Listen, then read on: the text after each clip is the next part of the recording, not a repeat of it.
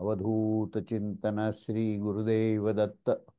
श्री स्वामी समर्थ महाराज की जय। तर मागच्या वेळेस आपण आपला बृहदारण्यक उपनिषद चालू आहे आणि पंचम ब्राह्मण आहे. पंचम ब्राह्मणातले आपण 13 मंत्र पूर्ण केले आणि 14वा मंत्र आपण आपलं चिंतन चालू होतं.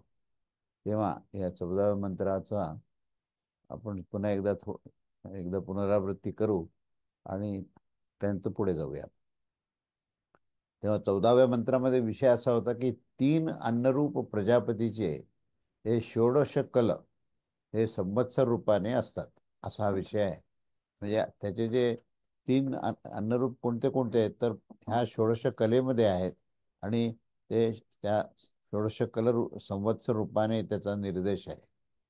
तेव्हा या ठिकाणी आता पुढे पित्याने म्हणजेच प्रजापिताने आता पित्याने पांक्तकर्म याने 7 अन्नाची निर्मिती करून त्याच्यापैकी 3 आपल्यासाठी निश्चित केले, हे आपण पूर्वी पाहिलेलेच आहे. तेव्हा पांक्तकर्माच्या फलभूत त्या अन्नाची व्याख्या करून दिली आहे. परंतु ते पांक्तकर्माचे फल कशा प्रकारचे आहे त्यावर दाखवतात की कारण की त्या 3 अन्नामध्ये देखील पांक्तता दिसून येते. यासाठीच ते पांक्त आहेत, कारण वित्त आणि कर्माची देखील त्यामध्ये संभावना आहे. त्यामध्ये पृथ्वी आणि अग्नी ही माता स्वरूप आहे आणि द्युलोक आणि आदित्य हे पित्या स्वरूपात आहे. या दोघांच्या मध्ये जो प्राण आहे तो प्राण ही ही प्रजा आहे आणि ही व्याख्या तो वर केलेली आहे. तर आता त्यामध्ये वित्त आणि कर्माची संभावना दिसून येते. या कारणाने हा पुढील ग्रंथ आपण आरंभ करत आहोत. त्या वित्त आणि प्रारंभ काय आहे याचा आपण मंत्र मागच्या वेळेस वाचला होता. तेव्हा त्याचा अर्थ असा की त्या 3 अन्नरूप संवत्सर हे प्रजापतीच्या 16 कला असणाऱ्या आहे. त्याची रात्रीचे 15 कला आहेत आणि 16वी कला जी आहे ती ध्रुव म्हणजे नित्य आहे. त्या रात्रीच्या द्वाराच शुक्ल पक्षामध्ये वृद्धीस प्राप्त होते आणि कृष्ण पक्षामध्ये क्षीणता प्राप्त होते. अमावस्येच्या रात्री मध्यरात्र असताना तो या 16व्या कलेने ह्या सर्व प्राण्यात अनुप्रविष्ट होऊन नंतर दुसऱ्या दिवशी प्रातःकाळापासून उत्पन्न व्हायला सुरू होतो. म्हणून ह्या रात्रीमध्ये कोणत्याही प्राण्याच्या प्राणाचे विच्छेदन करू नये. येथपर्यंत इथे आपण चिंतन केलं आणि देवतांच्या पूजेच्या साठी या रात्रीमध्ये अगदी पापी असणाऱ्या सरडाचे सुद्धा हे प्राण घेऊ नयेत असं सांगितलं. तेव्हा याचा आशय असा आहे की स एष संवत्सर इथे ज्या अन्नत्रय रूप प्रजापतीचा प्रसंग आहे त्याचे संवत्सर रूपाने विशेषतः निर्देश केले जात आहेत. ते हे संवत्सरात्मा अर्थात कालरूप प्रजापती षोडश कला आहे. त्याची षोडश म्हणजे 16 कला अर्थात अवयव असतील त्यालाच षोडश कल असं म्हणतात. त्या कालस्वरूप प्रजापतीची ही रात्र अहोरात्र तिथीच ही 15 तिथी आहेत आणि ह्या प्रजापतीची 16वी अर्थात 16 संख्या असणाऱ्याची पूर्ती करणारी जी कला आहे त्याला आपण ध्रुव म्हणजे नित्य व्यवस्थित आहे. त्या रात्री अर्थात कलारूपाने सांगितल्या गेलेल्या तिथीनेच पूर्ण आणि अपक्षीण होत असतं. तो चंद्रमा प्रजापती आणि शुक्लामध्ये प्रतिपदा आदी तिथीने तो हळूहळू वृद्धिंगत होत असतो. त्या वृद्धिंगत होणाऱ्या कलेंना तोपर्यंत वृद्धिंगत होत असतात जोपर्यंत की पूर्ण मासच हा पूर्ण मंडलाकार होऊन जात नाही. आणि क्षीण होताना त्या कलेच्या द्वारे कृष्ण पक्षामध्ये जोपर्यंत क्रमशः क्षीण होत असताना तो अमावस्येमध्ये एक ध्रुव कला शेष राहून जाते.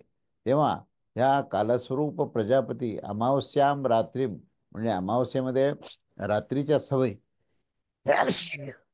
रात्रीच्या समयी जो एक वर दाखवलेले होते त्याप्रमाणे ध्रुवा नामक कला तिथे राहते आणि ती 16वी कलेच्या द्वारे ह्या समस्त प्राणधारकास अर्थात प्राणी समुदायामध्ये ती अनुप्रवेश करून घेते. जे जलपीत असतात आणि जे औषधी खात असतात त्या सर्वांमध्ये औषधी रूपाने व्याप्त होऊन अमावस्येच्या रात्रीमध्ये स्थित राहून दुसऱ्या दिवशी प्रातःकाली द्वितीय कालाने संयुक्त होऊन ते उत्पन्न होत असतात. अशा प्रकारे हा प्रजापती पांक्तरूप आहे. द्युलोक आदित्य आणि मन द्युलोक आदित्य आणि मन पिता आहे. हा पृथ्वी आणि अग्नी आणि वाक जया माता आहे.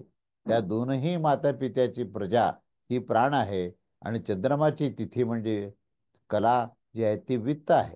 चंद्रमाची तिथी म्हणजे कला वित्त आहे, कारण की ते वित्तच्या समान वृद्धी आणि ऱ्हासरूप धर्मवाला आहे. आणि त्या कलावय रूप कलेच्या जगताचे हे परिणामामध्ये जो हेतू आहे तो म्हणजे कर्म आहे. अशा प्रकारे हा संपूर्ण प्रजापती हा माझे कार्य चालू राहो आणि त्यामुळेच मी प्रजारूपाने पुन्हा पुन्हा उत्पन्न होऊ, मी धन होऊन जाईल, मी कर्म होऊन जाईल, अशा प्रकारच्या ऐषणेच्या अनुरूपच तो आहे. लोकांमध्ये देखील अशी स्थिती आहे की कार्य करण्याचा अनुवर्ती होत असतात. कारण की त्या ह्या रात्रीमध्ये हा चंद्रमा आपल्या ध्रुवा कलाच्या सहित समस्त प्राणी समुदायामध्ये अनुप्रविष्ट होऊन जात असतो आणि तिथे तो पुन्हा पुन्हा विद्यमान होत असतो, होऊन राहतो. या कारणाने या अमावस्येच्या रात्रीमध्ये म्हणजे प्राण्याचा प्राणाचा विच्छेद करू नये. कारण प्राण्यास न मारावे इथपर्यंत की अगदी सरड्यासारखा पापी प्राणी सुद्धा त्याचा त्याचा प्राण घेऊ नये. सरडा हा पापी प्राणी आहे, ह्या कारणाने असे विचार करून की आपण ह्याला पाहण्यात देखील अमंगल रूप आहे, इतका तो पापी आहे, पण तरीही प्राणी स्वभावानेच ह्यास मारून टाकत असतो. इथे त्याची देखील हिंसा करण्याचा निषेधच केला आहे. त्यावर शंकाशी विचारली आहे की परंतु अहिंसम सर्वभूतान्य अन्यत्र हा या वचनाच्या अनुसार हिंसा तर सामान्यतः प्रतिषिद्धच आहे, निषिद्धच आहे. नंतर मग येथे वेगळा प्रतिषेध का केला, मग याचा वेगळा प्रतिषेध का केला हा प्रश्न आहे. तेव्हा समाधान असं आहे की हो, प्रतिषिद्ध आहेच, तरीही येथे श्रुतीचे कथन आहे की ते अमावस्येपेक्षा भिन्न समाज सर्व प्राणांची अथवा सरड्याची हिंसा करण्याचे विशेष विधान करण्यासाठी नाही, तर कोणत्या उद्देशाने आहे, तर या सोमदेवतांची अभिजिती अर्थात पूजेच्यासाठीच या ठिकाणी पूजेमध्ये मंगल वातावरण राहावं म्हणून इथे हे कथन केलेले आहे. तेव्हा हा 14वा इथे मंत्र संपतो. पुढचं कुठे? तर आता पुढचा जो भाग आहे तो म्हणजे अन्नोपासकच षोडश कला. हा संवत्सर हा प्रजापती आहे. हा 15वा मंत्र आहे. तेव्हा 15वा मंत्र आपण वाचूया की काय म्हणतात ते. यो वै स संवत्सर प्रजापती षोडशकलो यमेव स यो योयमेवं वित्पुरुषम अस्तस्य वित्तमेव पंचदशकला आत्मैवास्य षोडशी कला स वित्तेनैवा च पूर्यतेप च क्षीयते तदेन्न तदेतन्नभ्यं यदय यदय अमात्मा प्रधिर्वर्ते तस्मात् अद्यतपि सर्वज्ञानीं जियत आत्मना चे जीवती प्रदिना आदित्ये वाहुः. अर्थ असा आहे की ज्याप्रमाणे ज्या पण ह्या 16 कला असणारे हे संवत्सर जे असले तेच प्रजापती आहे आणि ते हेच आहे की जे की अशा प्रकारे जाणणारा जो पुरुष असतो तो वित्तच म्हणजे त्याची 15 कला आहे आणि जीवात्माच त्याची 16वी कला आहे. तर तो वित्तपासून वृद्धी व क्षीण होत असतो. हा जो पिंड रूपी आत्मा म्हणजे जो जीवात्मा असतो तो नभ्य म्हणजे रथचक्राची नाभी आहे आणि वित्त परिघ आहे. रथचक्राच्या बाहेरचा जो घेर आहे तो तो जो आहे तो त्या ठिकाणी नभ्य म्हणजे त्या ठिकाणी तो वित्त आहे.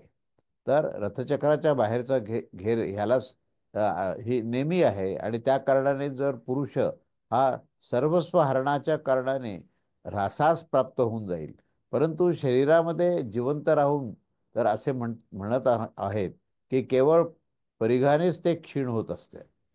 तेव्हा आशय असा आहे की ज्या ज्या पण 16 कला असणारे संवत्सर हे प्रजापती परोक्ष रूपाने सांगितले गेले आहेत, त्यास अत्यंत परोक्ष मानले गेले आहे. मानले नाही गेले पाहिजे. परोक्ष म्हणजे जे दिसत नाही ते पलीकडचं, आणि कारण की ते प्रत्यक्ष तेथे उपलब्ध होत असतं. तर हे कोण आहे, जे उपयुक्त अन्नत्रय रूप आत्मभूत प्रजापतीस जाणत असतो, ते अशा प्रकारे जाणणारा पुरुष आहे. ते कशा प्रकारच्या कारणाने प्रजापती आहेत त्यावर सांगितलं जात आहे की ते ह्या प्रकारे जाणणाऱ्या पुरुषांची, जशी गायीचा समूह बाळगणारे जे आहेत तेच वित्तच आहे आणि त्या 15 कला आहेत. कारण त्याच्यामध्ये उत्पत्ती स्थिती लय ह्या प्रक्रिया तुम्हाला दिसतात. ते वित्त वृद्धी वृद्धी आणि ऱ्हास धर्मवाले आहेत आणि कर्म देखील त्या वित्तासच साध्य आहे. त्याच्या पूर्णतेच्या साठी या विद्वानाचा आत्मा म्हणजेच जीव हा ध्रुवस्थानीय म्हणजे 16वी कला आहे. तो चंद्रमाच्या समान वित्तापेक्षाही वाढलेले आणि अपक्षीण होत असलेले हे लोकांमध्ये प्रसिद्ध आहे. तो हा नभ्य आहे. नभ्यही हितम अथवा नभीम अर्हती या व्युत्पत्तीच्या अनुसार जो नाभीच्यासाठी हितरूप अथवा नाभीची योग्यता ठेवत असतो त्यास नभ्य असं म्हटलेलं जातं. अर्थात चक्राचा मध्यभाग जो आहे त्याला नभ्य असं म्हणतात. तर ते कोण आहे तर तो हा आत्मा म्हणजे जीवात्मा, म्हणजे त्याला पिंड पण म्हणतात. तर वित्त जो आहे तो परिघ म्हणजे बाह्य परिवार रूप आहे. आणि जसे हे चक्र आरी आणि नाभी इत्यादी त्या कारणाने जर सर्वज्ञानी सर्व स्वापहरण होण्याने पुरुष हीन होऊन जात असतो, ग्लानीस प्राप्त होऊन जात असतो, तथापि या चक्राची नाभिस्थानीय आपल्या देहाच्या पिंडाने तो जीवित असतो. ते लोक असेच म्हणत असतात की हा परीघ म्हणजे बाह्य परिवाराने चालून गेला, अर्थात तो क्षीण होऊन गेला. ज्या प्रकारे की अरे आ- आणि आणि नेहमी पासून रहित असणारे जे चक्र आहे, तात्पर्य असं आहे की जर तो जिवंत असेल तर रथाची नेमिरूप धनाने पुन्हा देखील ही वृद्धीस प्राप्त होत असतो. त्यामुळे त्याचा परीघ हा क्षीण झाला तरी तो पुन्हा त्याची वृद्धी होते. कारण त्याच्या मध्यबिंदूवर तो जीवात्मा आहे आणि तो जीवात्माच ही ऊर्जा प्रदान करत असतो आणि त्या जीवात्म्याच्या ऊर्जेनेच तो पुन्हा एकदा वृद्धी होतो. अशा प्रकारे 15 आणि 15 कला या पौर्णिमापर्यंतच्या ज्या वाढणाऱ्या कला आहेत त्या वृद्धी होणार आहेत आणि पुन्हा प्रतिपदेपासून अमावस्येपर्यंतच्या ज्या 15 कला आहेत त्या क्षीण होणार आहेत आणि म्हणून त्याला वित्त असं म्हटलेलं आहे. तेव्हा पुढे ह्या संदर्भात पुढे असं म्हणतात की लोकत्रयीच्या प्राप्तीचे जे साधन आहे आणि देवलोकांच्या उत्कृष्टतेचे वर्णन आता या पुढच्या मंत्रात केलेलं आहे. तेव्हा अशा प्रकारे दैववित्त आणि विद्या संयुक्त पांक्तकर्माच्या द्वारे प्रजापती अन्नत्रय रूप आहे याची व्याख्या करून दिली गेली आहे. त्याच्या पार्श्वभूमीवर परिवार स्थानीय स्त्रियत इत्यादी वित्ताचे वर्णन केले गेले आहे. तेथे पुत्र कर्म आणि अपराविद्येच्या सामान्य रूपाने हे लोकप्राप्तीमध्ये साधन होणे मात्र विदित असते. लोकप्राप्ती रूप फलाच्या प्रति विशेष संबंध होण्याचा जो नियम जाणण्यात येत नाही तो पुत्रादी साधनाचा साध्यविशेषाच्या बरोबर संबंध दाखवायचा आहे. तेव्हा आता ह्या पुढील कांडिका ह्याच्यावर हा 16वा मंत्र आहे. 16वा मंत्र काय आहे? अथ त्रयो वाव लोका मनुष्यलोक हा पितृलोको देवलोको इति सोयम मनुष्यलोक हा पुत्रेणैव जय्यो नान्येन कर्मणा कर्मणा पितृलोको हो विद्यदा देवलोको देवलोको वै लोकानां श्रेष्ठस्तस्मात् द्विद्याम प्रशंसंती. या 16व्या मंत्राचा अर्थ आहे की अथ म्हणजे ह्याप्रमाणे मनुष्यलोक पितृलोक आणि देवलोक हेच 3 लोक आहेत आणि तो हा जो मनुष्यलोक आहे तो आपल्या पुत्राच्या द्वारे जिंकून घेतला जात असतो आणि कोणत्याही अन्य कर्माने नाही. आणि पितृलोक जो आहे तो कर्माने आणि देवलोक जे ते विद्येने हे जिंकून घेत असतात. त्यामुळे ह्या तिन्ही लोकाला जिंकण्याचा मार्ग काय आहे तर या या या पृथ्वीवर म्हणजे भूलोकावर जो आहे तो मनुष्यलोक आहे आणि त्याला जिंकायचं असेल तर पुत्ररूपाने तो जिंकतो. पितृलोकामध्ये पूर्वकर्माच्या अनुसार तो जिंकतो आणि देवलोकांमध्ये तो विद्येने जिंकतो. असं हे तिन्ही लोकांची प्राप्ती कशी होते असे या मंत्रामध्ये दिलेलं आहे. तेव्हा या मंत्राचा जो आशय आहे की अथ हा म्हणजे हा शब्द जो आहे तो वाक्य आरंभासाठी असतो. त्रयो वाव म्हणजे वाव निश्चयात्मक आहे. शास्त्रोक्त साधनाने प्राप्त होण्यास योग्य हे 3ही लोक आहेत. न यामध्ये काही कमी आहे ना अधिक आहे. तर ते कोणते तर त्यावर दाखविले आहे की मनुष्यलोक पितृलोक आणि देवलोक. त्यामध्ये तो हा मनुष्यलोक जो आहे तो पुत्ररूप साधनांच्या द्वारेच जिंकून घेता येण्यासारखा आहे आणि तो त्याच्याने योग्य व जिंकण्यास उत्तम अर्थात ते साध्यरूप प्राप्त करण्यास योग्य असे आहे. तो पुत्ररूपाच्या कोणत्या प्रकारे प्राप्तव्य आहे त्यावर पुढे दाखवतात की कोणत्या अन्नकर्मा अथवा विद्येने नव्हे तर येथे विद्यया वा असा शब्द वापरला आहे. म्हणजे विद्येने हे वाक्यविशेष आहे. अग्निहोत्रादी रूप केवळ कर्माच्या मार्गाने हे पितृलोकास जिंकणे शक्य आहे. पुत्राने अथवा विद्येने नव्हे. आणि विद्येने देवलोक प्राप्त होत असते आणि देवलोक प्राप्त होणे योग्य आहे. पुत्राने अर्थात कर्माने नव्हे. आणि 3ही लोकांमध्ये देवलोकच हे सर्वश्रेष्ठ म्हणजे सर्वात अधिक प्रशंसनीय आहे. त्यामुळे साधन होण्याने हे विद्येची प्रशंसा केलेली आहे. असा हा 16 मंत्र आहे. पुढे संप्रती कर्म आणि त्याचा परिणाम सांगितलेला आहे. तेव्हा संप्रती कर्म म्हणजे काय आहे आणि ते कर्म केल्याने त्याचा परिणाम काय होतो, असा हा पुढचा हा विषय आहे. तेव्हा अशा प्रकारे पुत्रकर्म आणि विद्यासंज्ञक 3 साधनांचे त्यांचे साध्यरूप लोकत्रयरूप फलांच्या भेदांचा आता इथे विनियोग केला आहे.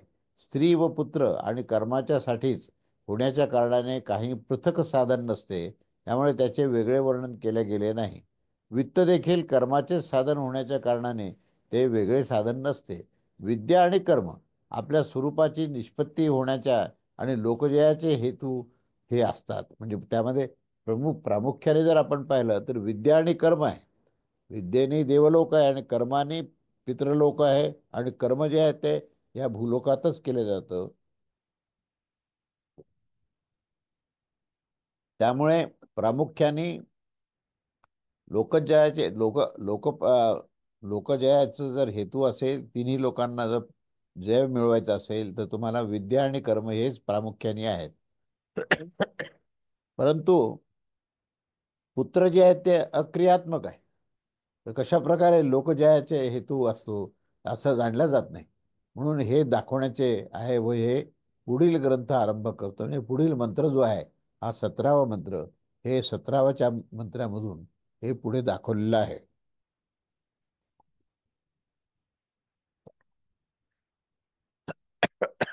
17वा मंत्र.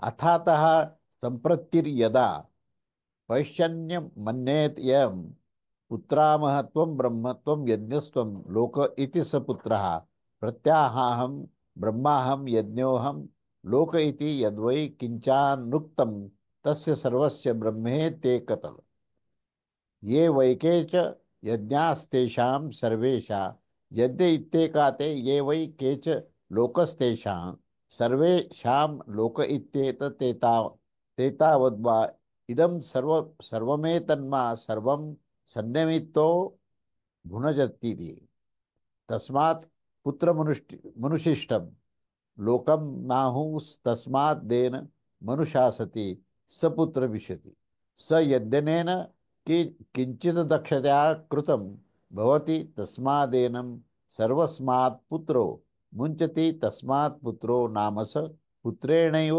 वास्मिन् लोके प्रतिष्ठित्यथै नमेते देवाः प्राणा अमृता अविष्यन्ति. असा हा 17वा मंत्र आहे. विस्ताराने आहे तो.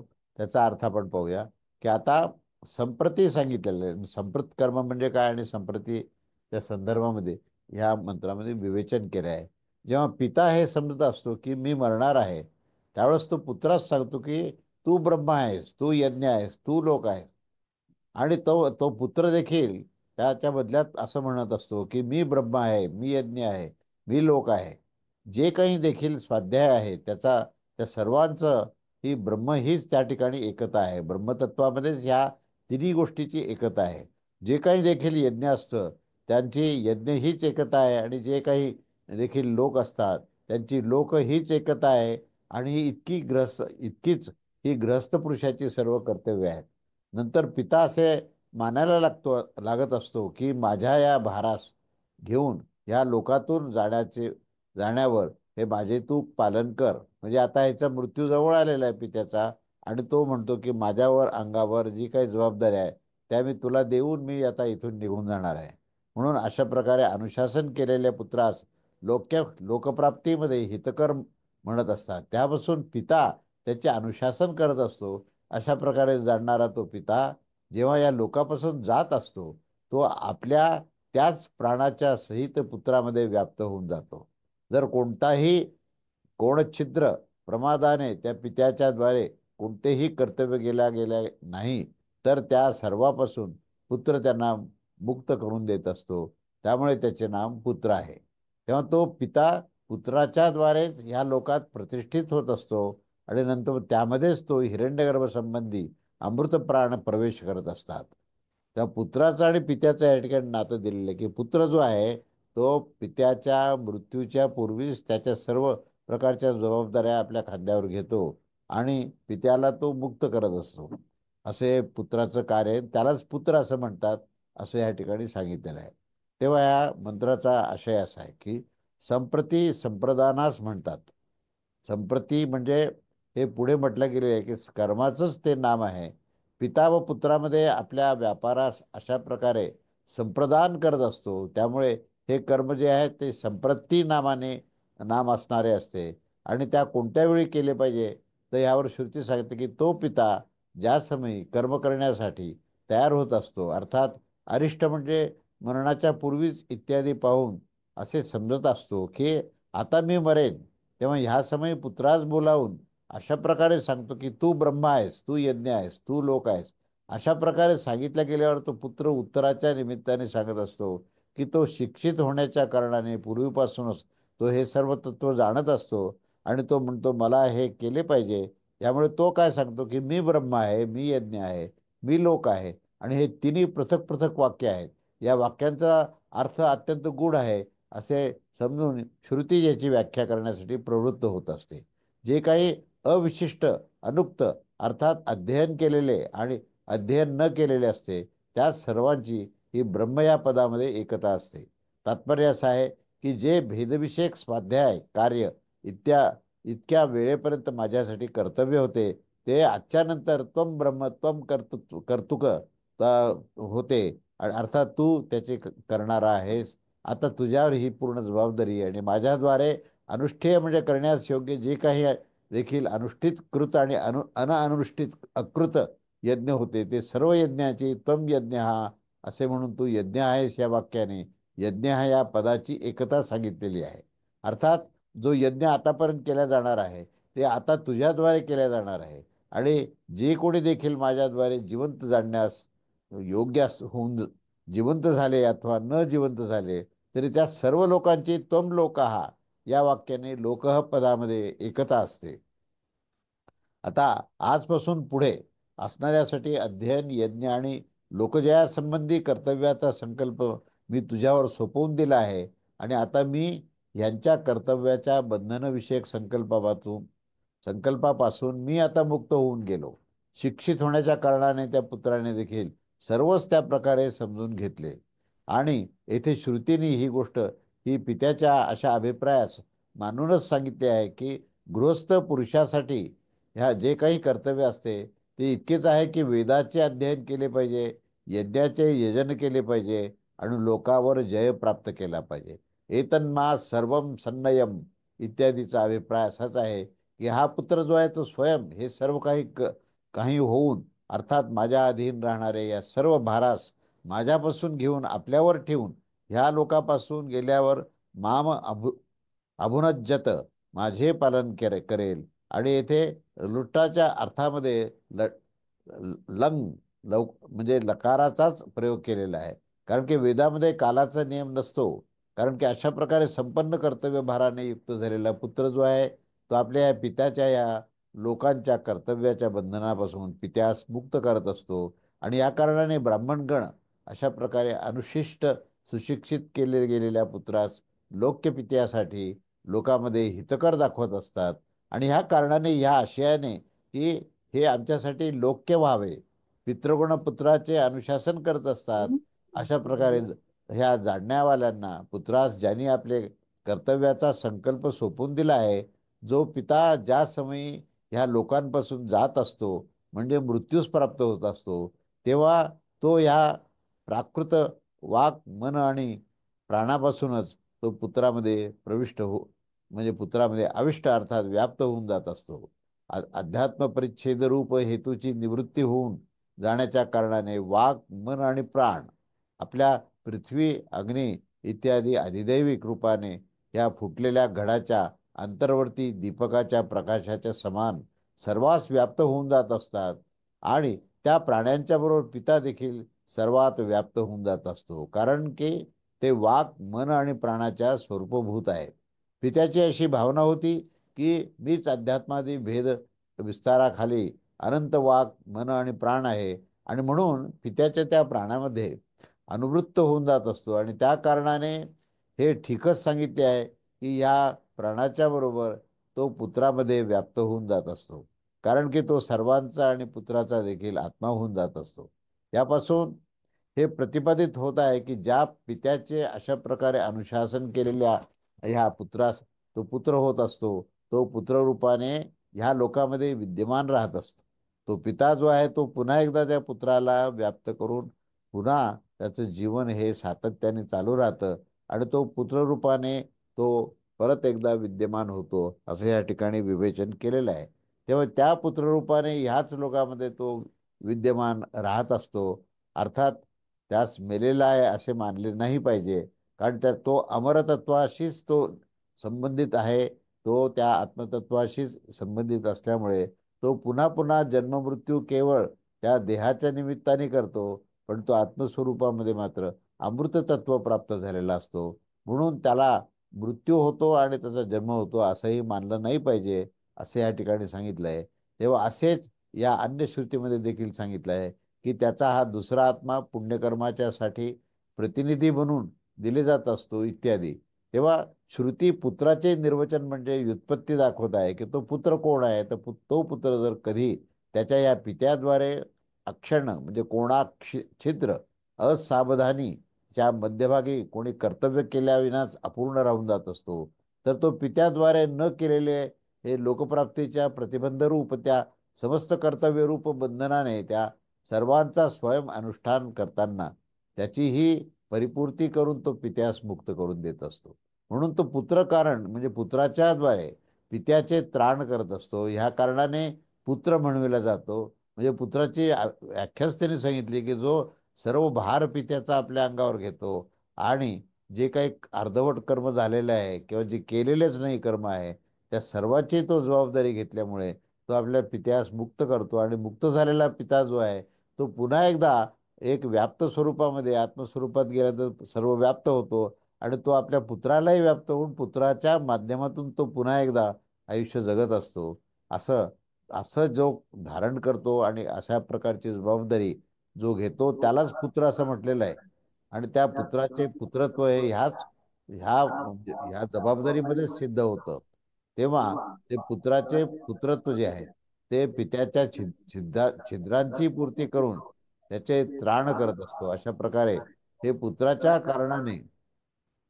कारणाने तो पित्याच्या मृत्यूनंतर देखील तो अमृतच अर्थात ह्याच लोकांमध्ये पुन्हा पुन्हा विद्यमान राहत असतो.